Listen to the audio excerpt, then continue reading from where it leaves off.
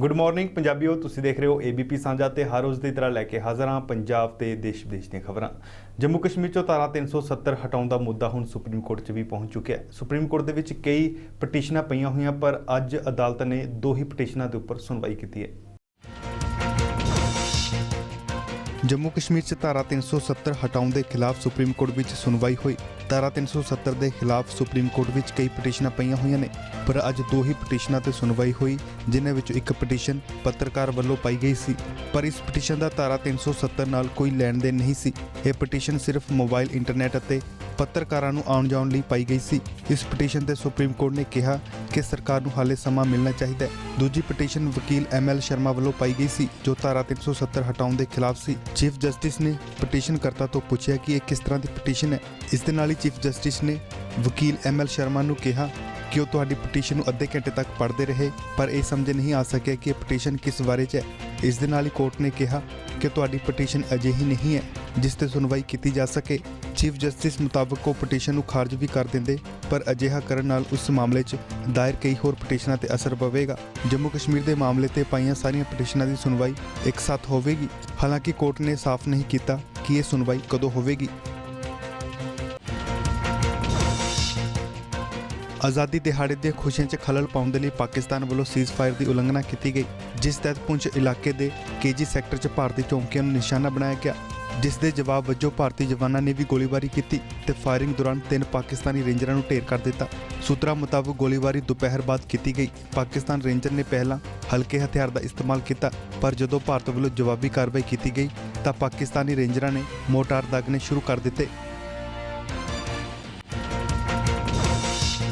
उधर कांग्रेस ने पाकिस्तान वल्लों की इस गोलीबारी की निखेधी की है। मैं समझता हूँ एक्सपेक्टेड था। जाहिर है पाकिस्तान कुछ ना कुछ हरकत तो करेगा ही, और ये उसी का नतीजा है, और उसके नतीजे में उसी के लोग मारे गए।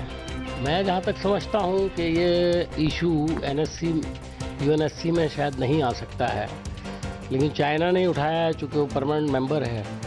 मैं इसके बारे में नहीं कह सकता हूँ। जो हमारे भारत के जो सफ़ीर हैं, वहाँ एम्बेसडर हैं यूनाइटेड नेशंस में, मेरे ख्याल में वो इस इशू को देखेंगे, और उसके बाद ही कोई सही बात जो है वो मिनिस्ट्री ऑफ एक्सटर्नल अफेयर्स, विदेश मंत्रालय से आना चाहिए। इसकी पुष्टि करना चाहिए कि उनको इस पर हमारा क्या स्टैंड है।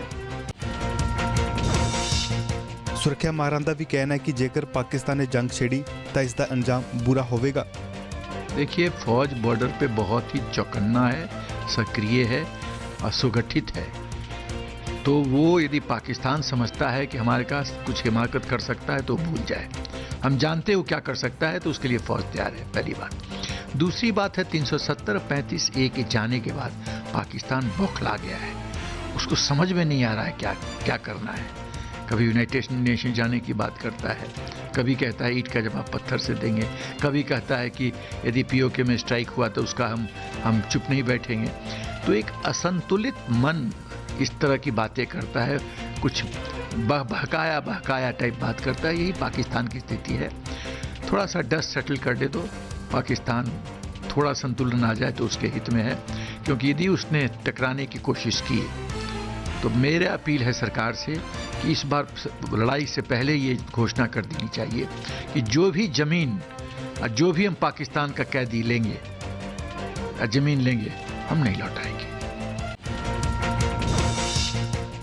उनाव रेप केस के मुख मुलजम कुलदीप सेंगर एक बार मुड़ तो विवादां च आ गए ने। उनाव नगर पंचायत ने आज़ादी दिहाड़े अते रखड़ी मौके अखबारां च वधाई दे संदेश छपाए सन, जिस विच मुलजम विधायक कुलदीप सेंगर की तस्वीर भी छापी गई, जिस तो बाद सियासी हलचल भी तेज हो गई है। विधायक की फोटो ते उनाव नगर पंचायत सफाई दिंदी दिखाई देती। विधायक कुलदीप सिंह हमारे क्षेत्र के विधायक हैं, इसलिए उनके साथ हमारा विज्ञापन है। और मामला क्या है? तो इस पे मीडिया में कुछ मामला नजर आ रहा है, उस पर क्या करेंगे? मीडिया है, अपना जो भी समझेगी वो करेगी। बाकी मीडिया में ही छपा है। बांगरों के विधायक हैं, हमारे क्षेत्रीय विधायक हैं, इसलिए उनकी फोटो लगी है, और कोई लेना देना नहीं। ना उसमें कहीं भाजपा लिखा है, ना विधायक के आगे कहीं कुछ लिखा है। उसमें लिखा है विधायक बांगर हो, और कोई कुछ नहीं लिखा है। हमारे विधायक हैं, जब तक वो विधायक रहेंगे तब तक हम लोग की फोटो लगाएंगे, और जब विधायक नहीं रहेंगे तो बात अलग की है। ਸਮਾਜਵਾਦੀ ਪਾਰਟੀ ਦੇ ਸੰਸਦ ਮੈਂਬਰ ਆਜ਼ਮ ਖਾਨ ਦੀਆਂ ਮੁਸੀਬਤਾਂ ਲਗਾਤਾਰ ਵਧਦੀਆਂ ਜਾ ਰਹੀਆਂ ਨੇ। ਜੋਹਰ ਯੂਨੀਵਰਸਿਟੀ ਵਿਵਾਦ ਤੋਂ ਬਾਅਦ ਇੱਕ ਹੋਰ ਨਵਾਂ ਵਿਵਾਦ ਉਹਨਾਂ ਦੇ ਨਾਲ ਜੁੜ ਗਿਆ। ਆਜ਼ਮ ਖਾਨ ਦੇ ਰਿਜ਼ੋਰਟ ਦੀ ਜਿਹੜੀ ਬਾਉਂਡਰੀ ਵਾਲ ਨਾਲੇ ਤੇ ਕਬਜ਼ਾ ਕਰਕੇ ਬਣਾਈ ਗਈ ਸੀ, ਉਸ ਨੂੰ ਪ੍ਰਸ਼ਾਸਨ ਨੇ ਢਾਹ ਦਿੱਤਾ ਹੈ। ਲਗਭਗ 100 ਮੀਟਰ ਦੀ ਜ਼ਮੀਨ ਖਾਲੀ ਕਰਵਾਉਣ ਤੋਂ ਬਾਅਦ ਪ੍ਰਸ਼ਾਸਨ ਆਜ਼ਮ ਖਾਨ ਤੇ ਜੁਰਮਾਨਾ ਠੋਕਣ ਦੀ ਤਿਆਰੀ ਕਰ ਰਿਹਾ। हम सफ़र रिज़ॉर्ट है यहाँ पर रामपुर में, उसमें उससे होके बड़कुसिया नाला गुजरता था वहीं बगल से। ये एक शिकायत आई थी और उसके बाद जांच कराई गई थी कि बड़कुसिया नाले को हम सफ़र रिज़ॉर्ट के द्वारा कंस्ट्रक्शन करके अपने अंदर मिला लिया गया है और ये अवैध तरीके से किया गया है। लगभग 100 मीटर की दूरी पे 10 मीटर का जो नाला था चौड़ाई का, उसको उसके अंदर किया गया था। इस तरह से 1000 स्क्वायर मीटर के करीब नाले को अवैध तरीके से कब्जा किया गया था। इस पे जो ड्यू प्रोसीजर है उससे नोटिस दी गई, जिलेदार के द्वारा पहले नोटिस दी गई, उसके बाद 7 अगस्त को एक्सीएन ने भी नोटिस दी। उसके जवाब में उन्होंने कभी भी इनकार नहीं किया उससे, उस पर अपने कब्जे से पर संतोषजनक जवाब नहीं दिया, जिसके बाद एक्सीएन इरिगेशन ने उस पर आदेश पारित करते हुए कार्रवाई की है प्रशासन की मदद से, और उस पर जो अवैध रूप से दीवार निर्मित की गई थी उसको हटा दिया। अब उसके बाद देखते हैं, वो सारी चीज़ें हम जितना मलबा है इकट्ठा करेंगे, उसकी अगर उसमें कोई ऐसी स्थिति आती है तो उसकी जाँच करेंगे और उस पर फर्दर कार्रवाई करेंगे। तो फिर वो कोई गोली थी आप उसको करेंगे जो वहाँ मिली है जो अभी ये हमारे नॉलेज में ले आया गया है और उसको टीम को बोल दिया गया है। टीम उस चीज़ को एक सैंपल के तौर पर इकट्ठी कर लेगी और उसके बाद जो उसके अप्रोप्रिएट एजेंसी है उसकी जांच करेगी।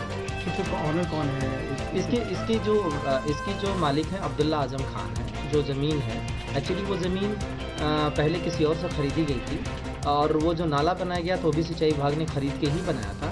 उसके बाद उस मालिक से जो पीछे की ज़मीन थी वो अब्दुल्ला आजम खान ने ख़रीदा था और उन्होंने ख़रीदने के बाद उस नाले को भी अपने अंदर अवैध रूप से कब्जा कर लिया। ਹਰਿਆਣਾ 'ਚ ਵਿਧਾਨ ਸਭਾ ਚੋਣਾਂ ਲਈ ਬੀਜੇਪੀ ਨੇ ਤਿਆਰੀ ਖਿੱਚ ਲਈ ਹੈ।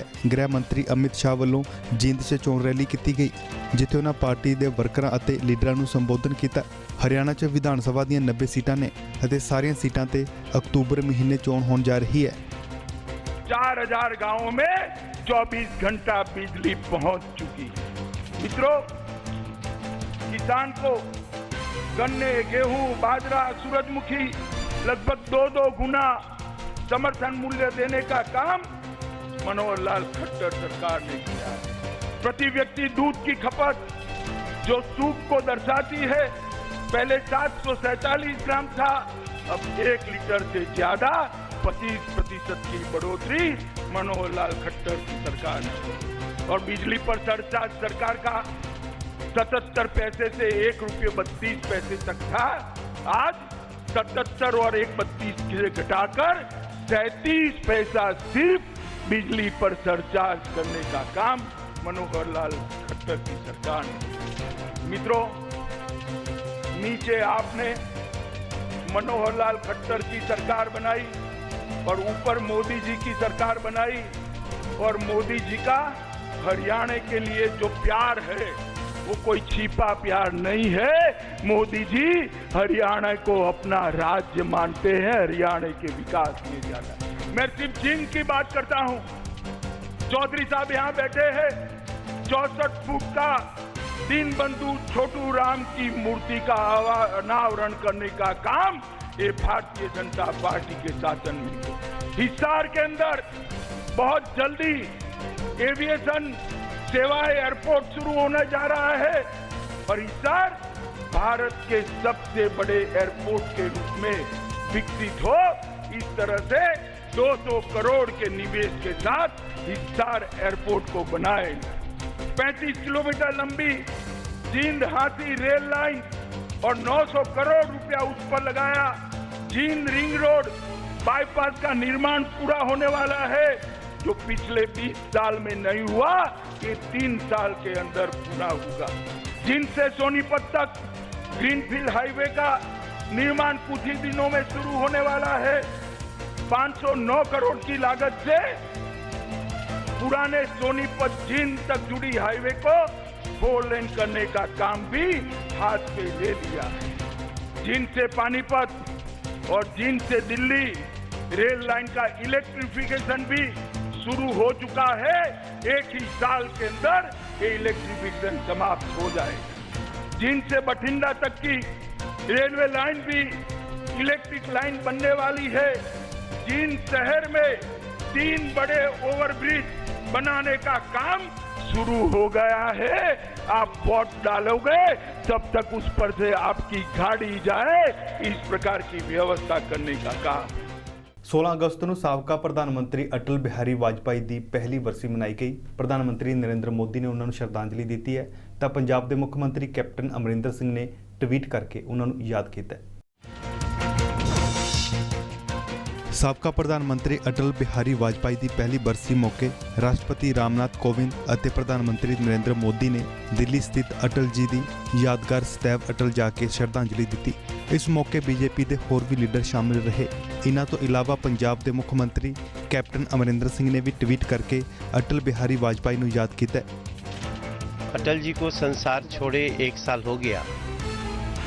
2018 में इसी 16 अगस्त को उन्होंने हम सबको अलविदा कर दिया था, लेकिन अटल जी तो जाने वाले नहीं हैं। आज प्रधानमंत्री जी, महामहिम राष्ट्रपति जी के समक्ष हमारे देशवासी, दिल्लीवासी जो बैठे थे सामने, जब हरिहरन जी ने ये लाइन गाई कि मौत से ठन गई, जूझने का कोई इरादा न था, ऐसे वो रास्ते में खड़ी हो गई जैसे लगा जिंदगी से बड़ी हो गई।